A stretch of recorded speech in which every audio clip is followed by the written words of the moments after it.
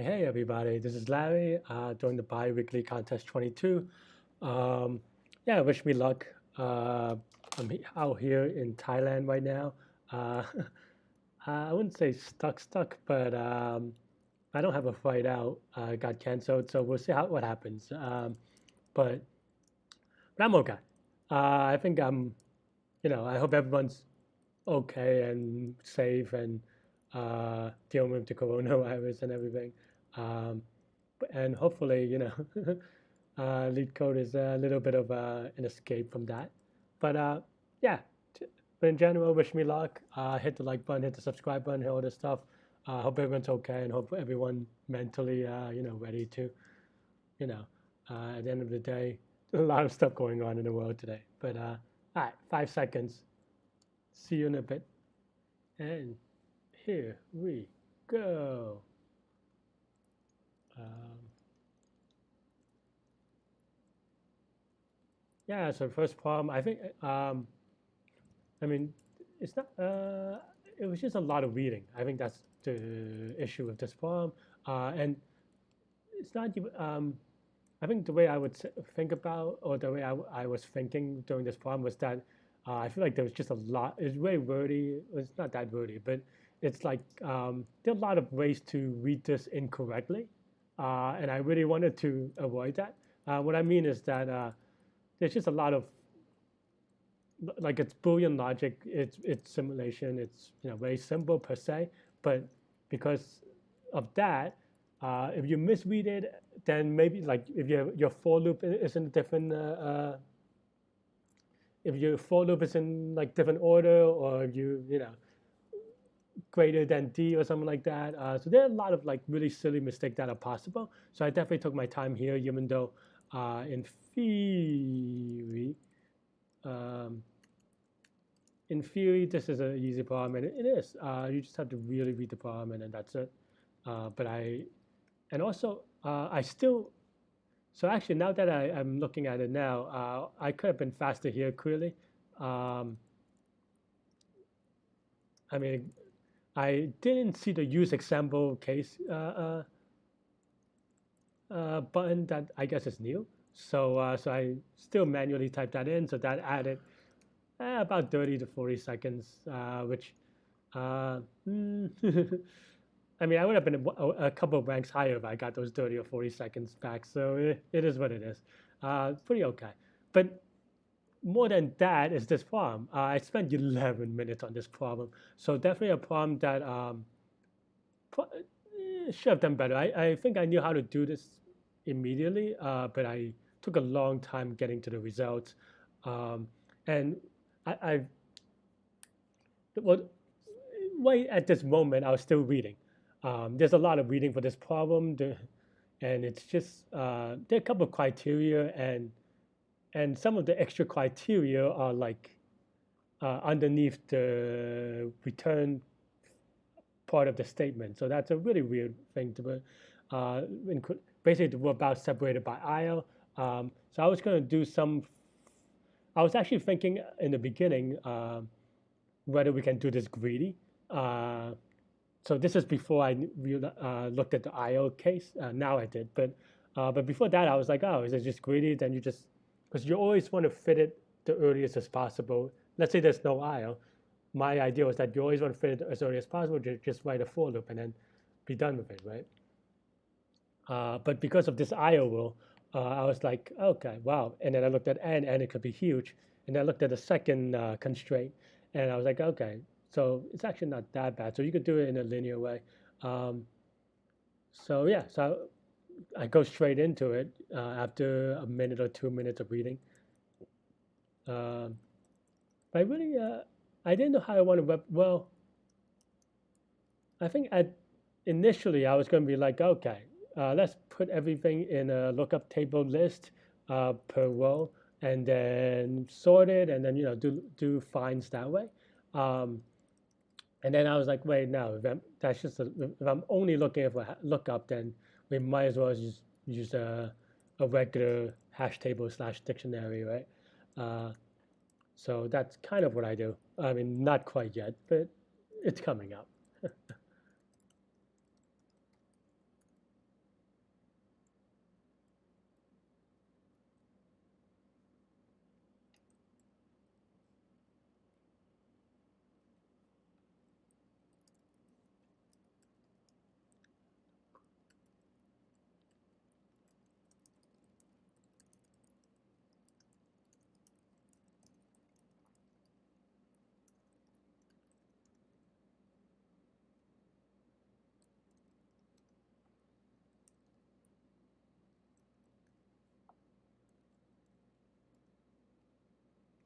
Yeah, and that was like also another thing is that, as you can see, I'm a little bit rusty. Is that I use insert, which is I think a C++ map thing or something. So I'm mixing languages in my head right now. Obviously, I need to be warmed up when I do these things. And then I recognize this, and I'm like, I also just want to keep track of the rows that we're using so that we can, yeah. And I was like, oh, and actually, I started writing a hard-coded way because so basically at this point, I was like, okay, because of the constraints that the problem give you, there are only a couple of possibilities, and like the mirrors and stuff like that. So I was like, okay, let's just type them all out. Um, then I was like, oh no, let's just use you know, Larry, you're a computer engineer, software engineer. You don't have to unroll for loops. You can just write a for loop, and that's essentially what I start doing. Uh, Man, I'm already 4 minutes into this problem, and I really haven't got, and I'm still just setting up the data structure, which is kind of, I think I was just really careful on this particular problem, just because I think, and like for example, I'm using one index for this particular piece, um, and if you're just gonna put things in a hash table, then it's, it's obviously okay, but. Uh, But but you have to double check that you're consistent everywhere, which is the tricky part. Um,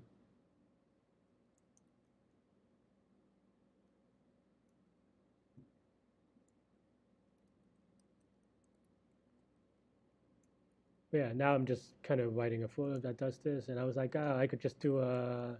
I think there's a exist function like that, like a for or, but an exist. But I tried googling really quick. I didn't see it, so I was like, all right, whatever, just write it out. You know how to write this out. It's not that hard.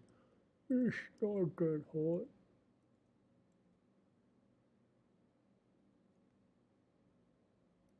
But I do make a mistake here. See if you could catch it. Um, not a coding mistake, a logic mistake. See if you could catch it. But at this point, I was like, okay, let's just. I'm giving three possibilities for the family of four to sit together. Let's just check all three of them. And that's what I do.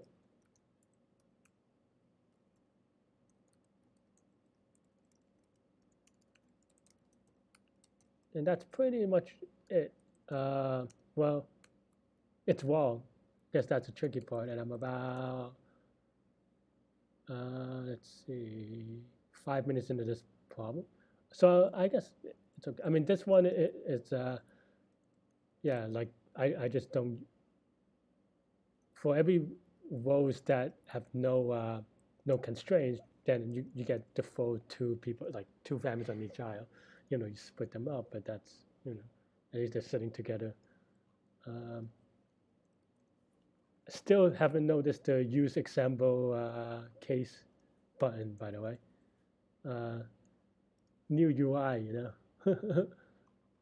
Is that in the virtual contest? Yeah, I don't know. Anyway, 534. So I'm really lucky, I would say, to be honest, that that my code gives me the wrong answer. Because I mean, I wouldn't say I was super confident, but I was confident enough that, or at least I thought I was. I mean, this is a logical error, but so I was confident in what my, like I was confident in the algorithm that I thought in my head, that if I had gotten the example right, I would have submitted right afterwards, and it got in 5 minutes of penalty. So I'm very glad that he gave me the wrong answer, to be honest. And then I'm just playing around to see. So there is a logical error here. See if you can spot it. But that's kind of basically what I do for the next 3 minutes, I want to say.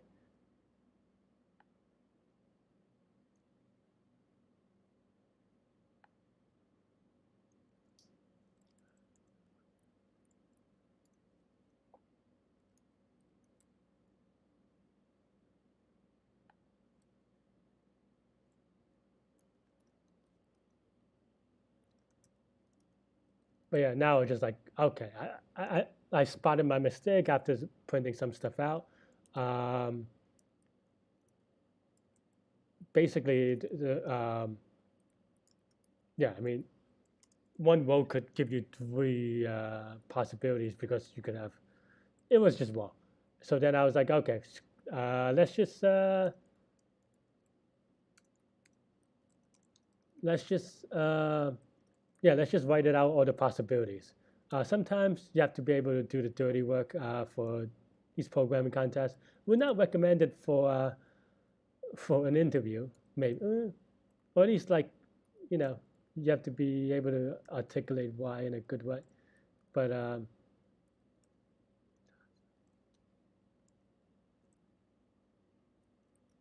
yeah, and then I realized that also I want the or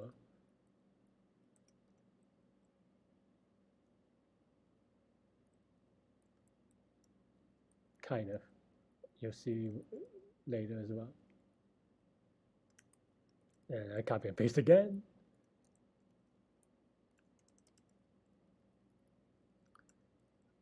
Really slow on this one. But ultimately I did get it.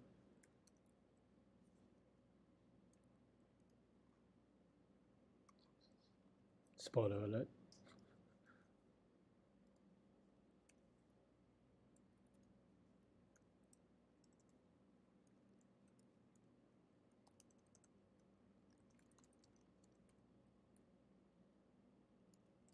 Yeah, so now I was like, okay, if the left and the right is available, then you could use two. If only the left or the right or the middle is available, then you just use one. So I still have an issue here. See if you can spot it. But I was close. But my answers were not, or like my test case results were nonsensical. So I was like, what am I doing? And then I was looking at my code. I was like, oh yeah, that's silly. Well, okay, maybe not yet, but very soon. It's like, yeah, you want them to not be in the thing. And ironically, that's what the N came from. No, that's not true. I mean, De Morgan's law, but it would have been very well. So I still got it wrong. So I was like, huh, really? Hmm. And then I started to just put out some debugging stuff, really. And then, and then as I was running the code, even without seeing it, I was like, oh, yeah, that's. So we run again and double check the answers so I could compare it. 4 to 4, it's good. Submit, fingers crossed. Done. Whew. Unhappy with that one. Took way too long, honestly, because that took 11 minutes. For Q2 is a little bit slow. Sort integers by power value. Q3. Um, this one was a little bit weird, and well, I think there's some math which makes it.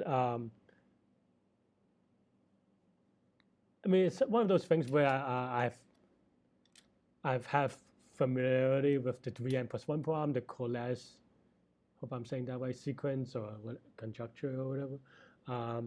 And knowing that, I was like, okay. So what I need to do is just kind of, and I think right now my focus is like, okay, what is the low and the high? And they're both under 1,000. So like that, I mean, it could, because of 3n plus 1, it could go over 1,000, and I should double check to see what the longest is. But um,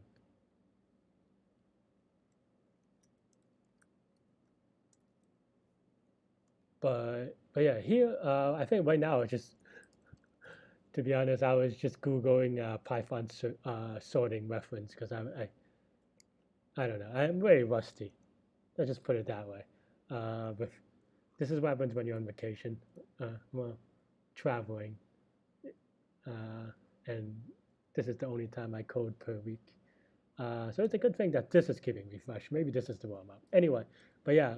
Um, so yeah, so I was like, oh, low and highs are under doubt. I don't think I noticed this until now because I really only have one way to solve it, and if it wasn't that way, then I would have to really sit down and do math. So when I did finally see that the low and high is 1,000, I was like, okay, that actually makes things way easier.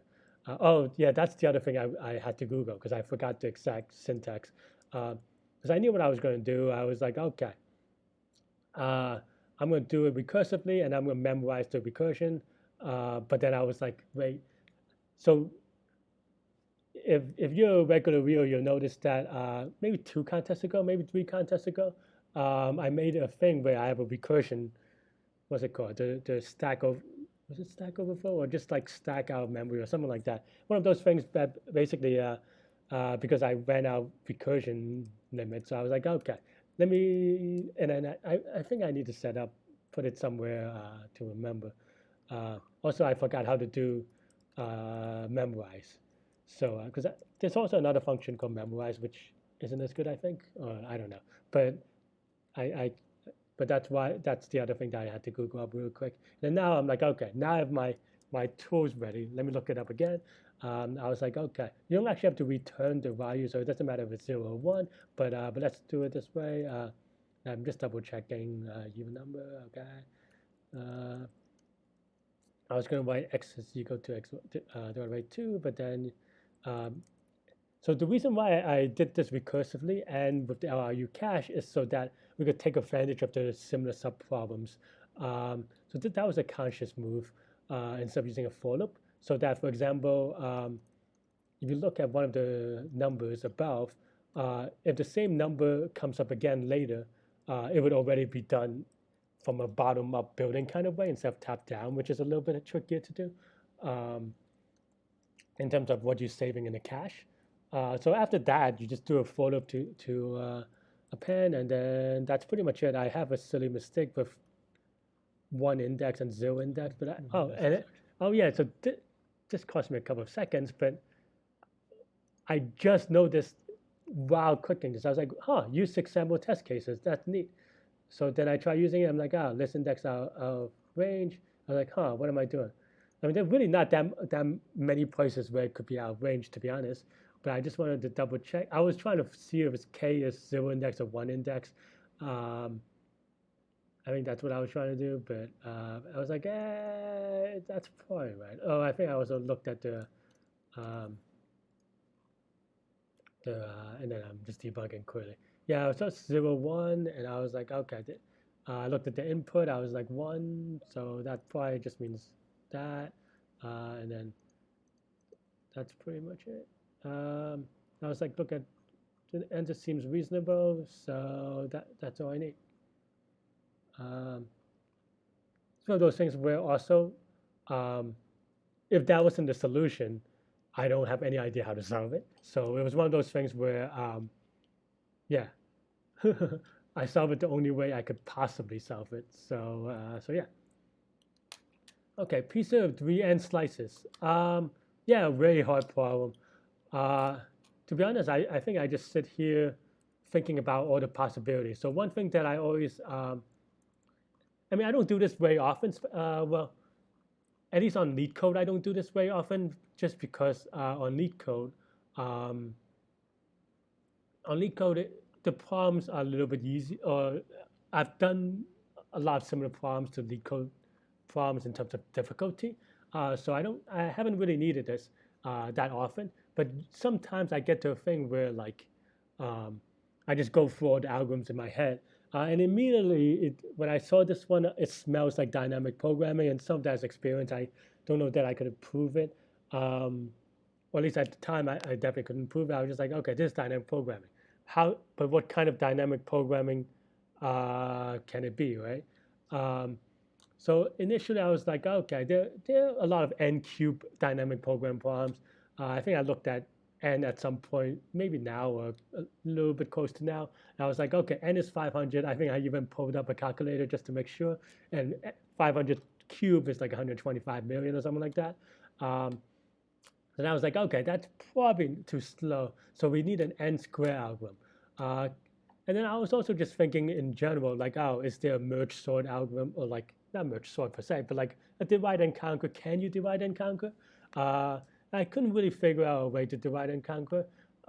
So yeah, so I didn't divide and conquer. I knew that, or not know, but it's like a little bit like what they say about SATs, right? It's just a little bit process of elimination and then try to figure out how it fits in. And dynamic programming is really hard generally, at least for me, in that even if you know it's dynamic program, even if the texture of the problem, even if the problem like gives you that intuition that is dynamic programming, that doesn't mean I know how to solve it. I mean, I think the decisions may be easy in this one in the sense that you know that if you take a slice that you just added a cost, but then the hard part is obviously how to take account and how to keep track of the stuff that you threw away or already in and so forth, right? Um, and and I think at some point I also thought about using one of like 2 to the n, like n times 2 to the n type algorithms for dynamic programming, but n is 500, so obviously it wasn't going to be fast enough.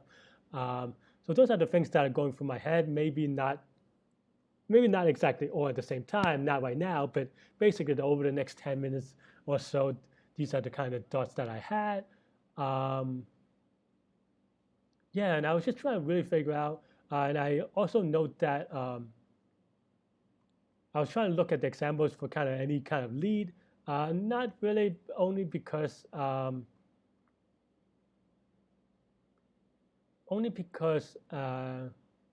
the all of the except for example 3, the other 3 examples only have 6 slices, so it wasn't really illustrative in a way.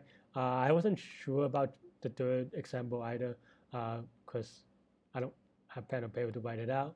But I was thinking about it. My intuition, I think I was also thinking about some kind. I mean, I knew that this was not going to be n cubed, so I don't know why I went out this way.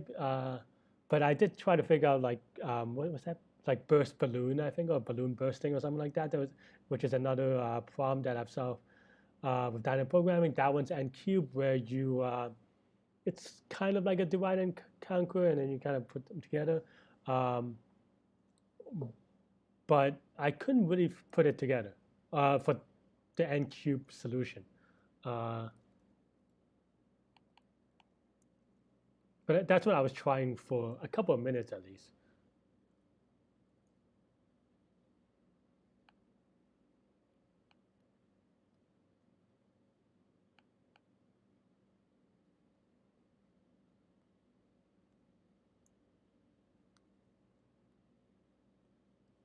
And yeah,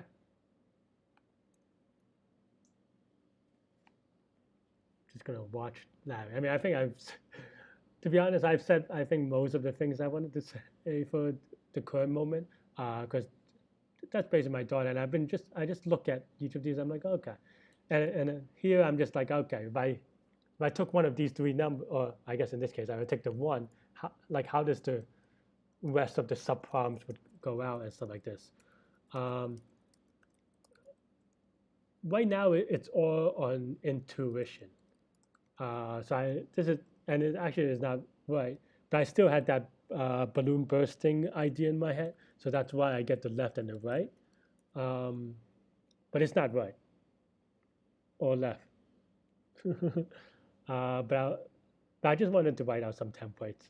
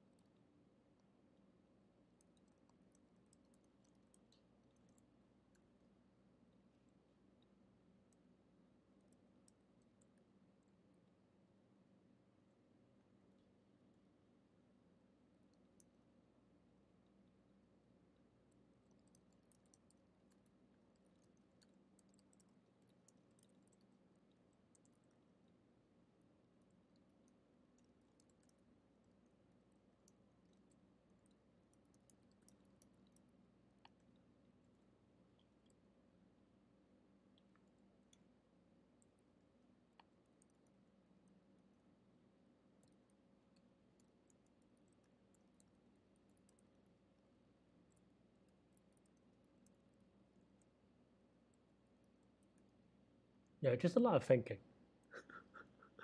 Do, do, do, do, do.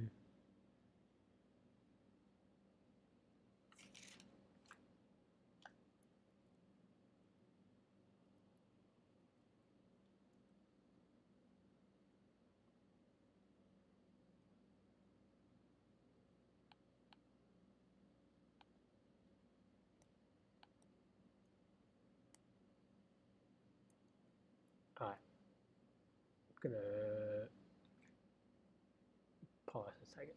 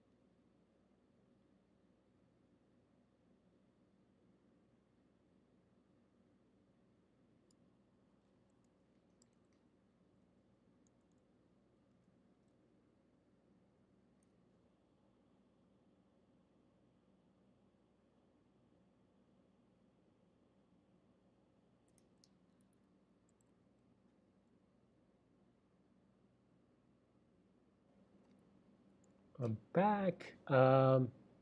Yeah, so I think now I was playing with the idea for a little bit of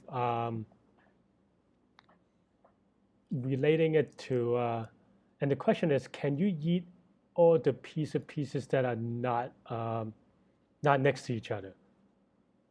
And like a sort of a, I wouldn't say greedy, but if but just yeah, that's kind of what I worked on. So let's say if I eat the slice, then I cannot eat the slice before or after. And if I skip a slice, that means I wouldn't eat it anyway, right? So that in the future it'll be eaten by, was it Alex and Bob or something like that? Alice and Bob. I forget the yeah, but you get the point. So that was kind of my thing. I wasn't. I think in my mind I'm still thinking and proving it, um, and just going through the indexes and stuff like this. But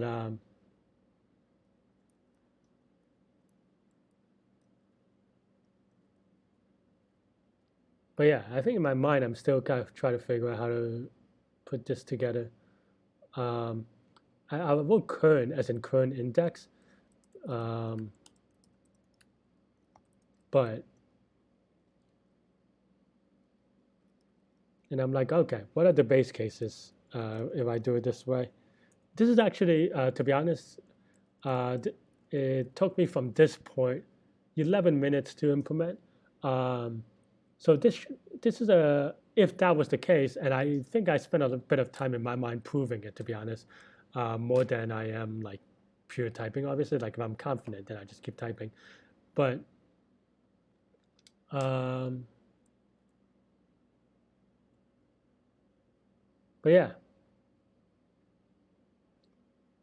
I'm just trying to think about base case. Well, if the current, and I think at some point, maybe soonish, I rename it so that it's clearer. But basically, when you get through to the end of the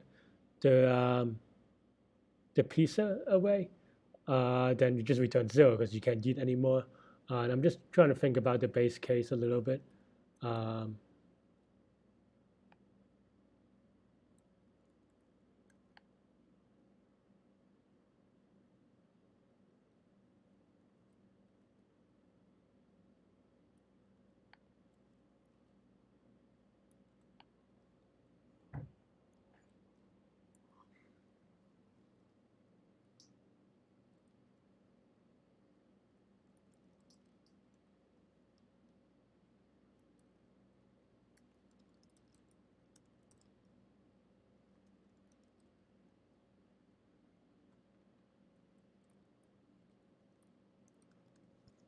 Here I'm thinking about, okay, what does it mean to eat a slice? Well,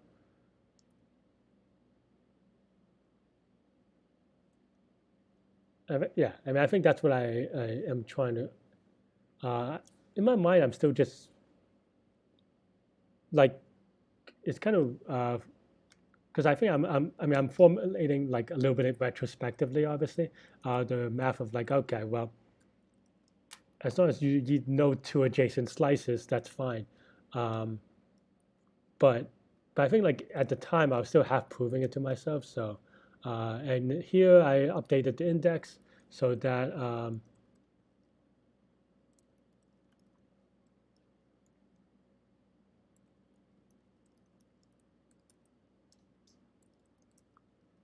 yeah, so that is a little bit clearer. Though I wrote exactly the same thing anyway. But I wrote index plus two because when we eat this current slice, we uh, we skip the next slice, and then we also add the value. Obviously, you left minus one because you ate one more slice or one less.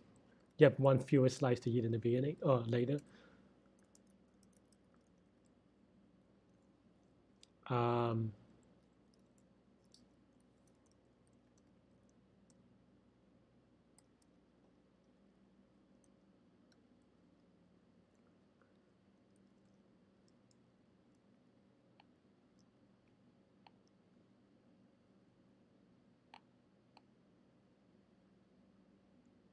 yeah, and I was just doing this for testing real quick because I wasn't confident. I just want to see if the numbers make cents at least. I was like, oh, there's no base case for this. That's definitely wrong. Try again. And why is that?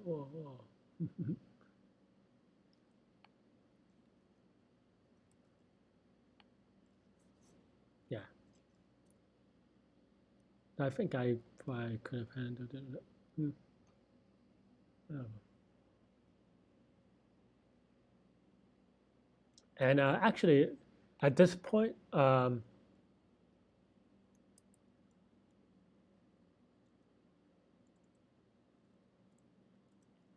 at this point,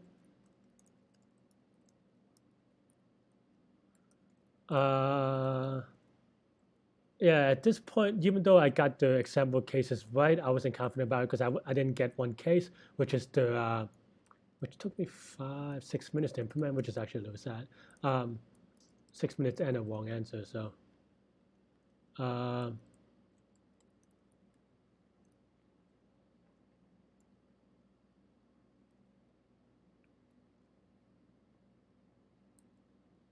so yeah, so I was like, okay, now we have to keep track of eating the first slice because we eat the first slice, you cannot eat the last slice later on. So that's basically what I'm doing here. But I was trying to think about all the possible cases, including this one where, okay, if you ate the first slice, then don't eat the last slice and just skip it.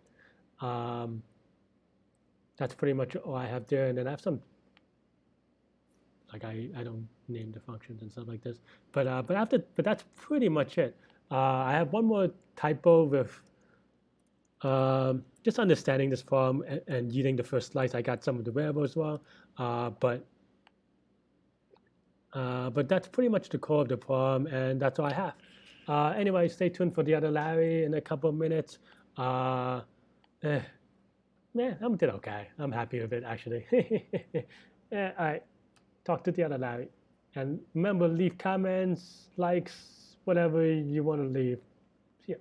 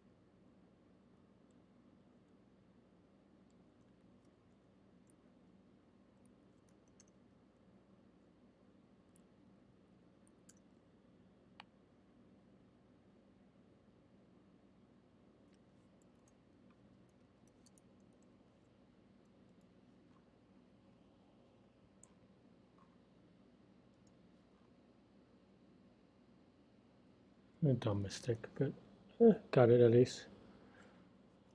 Okay. Silly mistake. Okay. Whew. 47th. I guess top, in theory, top 13 right now, but 5 minute penalty, so it could take any time. That was a hard one, obviously. um, hmm. Ooh, sorry, give me a second to recollect myself a little bit. Uh, ooh, um, Will Lin is going to be a little sad that he lost by 8 seconds. Wow, what a close match. Um, okay, one more refresh and we'll go. Let's go over it, and then at the end we'll see if my ranking go up or well, I mean it has to go up, but we'll see how much it doesn't. Whatever. I mean, Season Della probably will finish soon. I mean, this is at least within the next 8 minutes, so I expect to be not that, but hopefully top 20. We'll see. Find a distant value between two arrays. Let's see. I took actually almost close to 2 minutes. This was an easier problem than a 2 minute problem, I feel, but it was a lot. The reading was a little bit weird. That's why I had some issues with it. I just kind of was like, I don't know. There's just a lot of not a lot of reading to be honest, but like it's just very awkwardly phrased, maybe. Not even that. I don't know. It's just maybe it's a problem that just really specific. So like, or what I was trying to do was not to miss anything obvious. Um, like there are a lot of. I think for me the reason why is because I feel like when I was reading this problem, there's a lot of room for interpretation. Or like misreading and misinterpretation. So I was trying to be a little bit careful about it, and that's why I took a little bit longer. But it is at the end of the day still just you read everything carefully, then that's all that is to it. Also, I didn't know that, or I didn't notice this at the first time, so that was great. Mad props to the Leetcode team for adding this because every other stream I've been complaining. So definitely mad respect, mad props. Definitely, maybe it's just one of those blind spot things. But yeah, so that's Q1. Q2, cinema seat allocation. Um, yeah, this was a little bit. I took a little bit of reading, and I was just really slow on this one, just because I think I don't know. I didn't. I also had, um, well, I had some. I was trying to not hard code. I mean, at least if you looked at my coding, but I end up hard coding, obviously, as you see here. But the short story is there are only a couple of cases um, because of because there's a lot of reading on this one too, actually. But basically because the family of four needed exactly two people on each side. So if you look at this diagram, uh, there, there are only a couple of possibilities, and they're all listed in example one, actually, visualizing it. And I think I spent some time trying to figure out where it could be like, for example, 1, 2, 3, 4, and the rest of it's just implementation. I was being a little silly. Like I missed the not here, which cost me a little bit of time. I missed an else, which also took me a little bit of time. So definitely rusty stuff. But ultimately, there are only a couple of cases, which is this is row 3 here in this diagram is in example 1 is the only possible way to fit 2, and every other, and then you just kind of check to see if you could fit 1, and then you just sum that all up, and then the other thing is that if there's no reserved seat in a row, you just have to add them back in. So that's what I do here. Though I guess this has to be less than n. So, but I think I just didn't want. I was not thinking about it, so that's why there's a max 0. I mean, it's not necessary now that I think about it a little bit. But at the time, I was just like, okay, maybe it could be negative. I don't know. So then I just kind of put it there because that makes no sense. But yeah. Okay, sort integers by power value. Um, I was actually really surprised by this problem because it has a higher point value than Q2. I did it in 5 minutes, and even then I did it a little bit slow because for some reason um, I thought this was more than I don't know. I thought the delta is 1,000, like high minus low is 1,000, but that the high or the low could be really high number, which happens. Otherwise, then like like this is the worst case of the problem, right? Not this per se, but if you could solve this, then you could solve every problem in the set. So that gave me a little bit of confidence. I think the key thing to note is you want to reuse the subproblem, and this is why I write it this way, instead of writing like a while loop or for loop for each one, which would have made sense as well. But the reason why I did this way is that you could kind of think about it as a function that like loops together. Like for example, let's just look at this one, right? If you find the quote unquote power of 3, which is actually I think it's called the this actually has a name called the I think man I forgot it. It's like the Cortez sequence or something like that. But it's 3n plus 1 is a very yeah coalesce. I don't know, but so Google that up. But it's a very famous sequence, so I definitely was familiar with this to begin with. But for these things, the key was to memorize, and that's why I implemented it this way, is so that let's say you did a 3 and it took 7 steps. Well, now when you do the 10 or the 5 later on, you only need 1 step, right? So that allows each number to be reached at most once. And since n the high is 1,000, so in theory it could be like maybe 3,000, maybe 9,000. I don't know actually what the biggest number is, but either way, because this is a very unpredictable sequence, but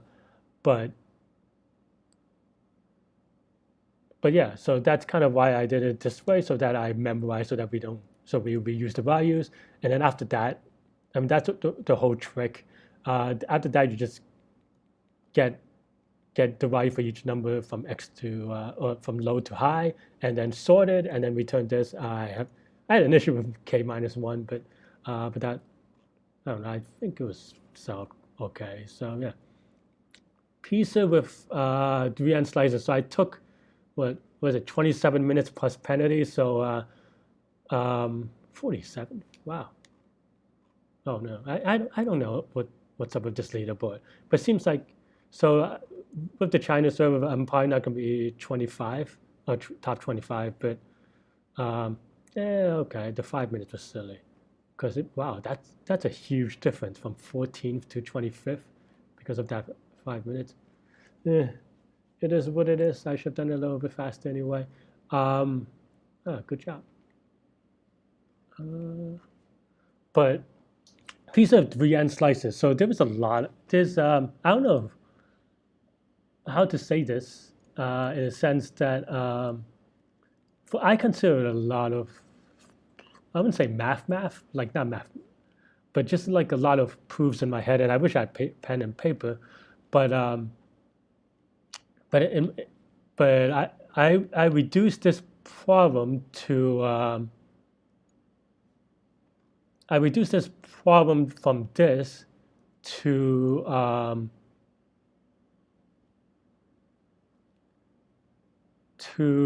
what was it? What's that function called? I mean, it's a dynamic programming problem. At least the way I solved it. Maybe there are other ways.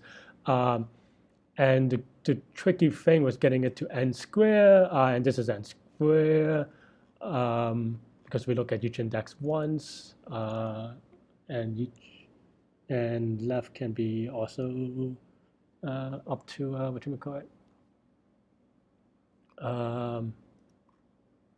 Sorry, I'm like terrible at explaining this. But basically, I reduce this problem piece of 3n slices from, well, the given problem to a dynamic programming problem where if you pick a number, then the formulation, the current formulation is that if you pick a number, you can pick the adjacent numbers, and then it gets merged and so forth. But you could actually prove that, and it took me a little bit. I don't know if I'm still well. I mean, I got it right, so I guess a little bit more convinced than I did before I submitted it. But basically, yeah. So basically, you reduce this to just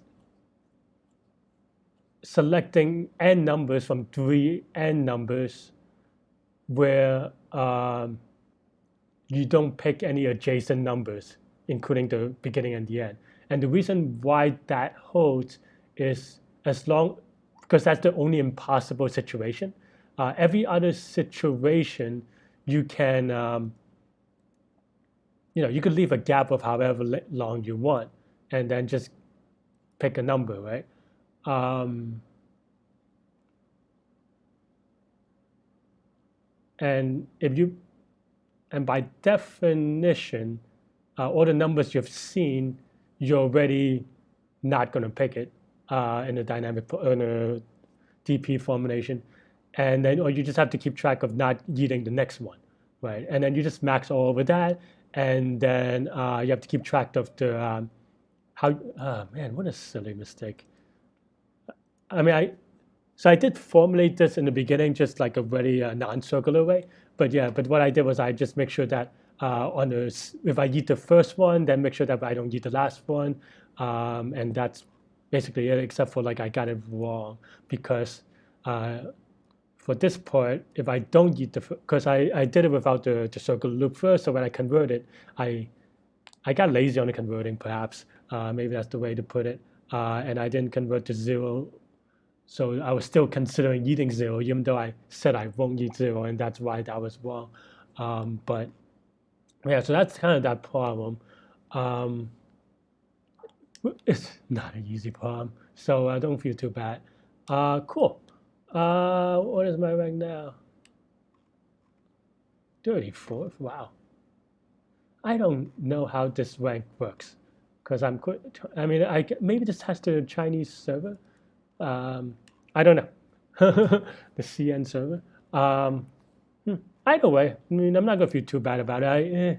I mean, well, I do feel a little bad about the 5 minutes, but because that actually is a huge jump, right? I mean, I guess in terms of Leetcode points, it's the same, but from 14 or 15 or something like that to 25th, a lot of people subbed at about the same time, so that would have been clutch, and that was just such a silly mistake. But it is what it is, and okay. But but that was a very hard Q4, so I don't feel that bad about it. To be honest, it was a little bit of a hunch. Like, I was just like, can it be? Let me just code. I mean, it was very, the code was very short, so I was just like seeing if that would work. But otherwise, otherwise I might not have solved this problem. So, or like maybe I was also thinking about like other ways to solve it, like I don't know, merge sort, because this is clearly not n cube, but yeah. Okay, friends. If you enjoyed this, hit the like button, hit the subscribe button, and all that stuff. Leave a comment, leave a question, leave whatever you like. See you next contest, which maybe is later today or tomorrow, depending on where you are. And stay safe, everybody. Bye-bye.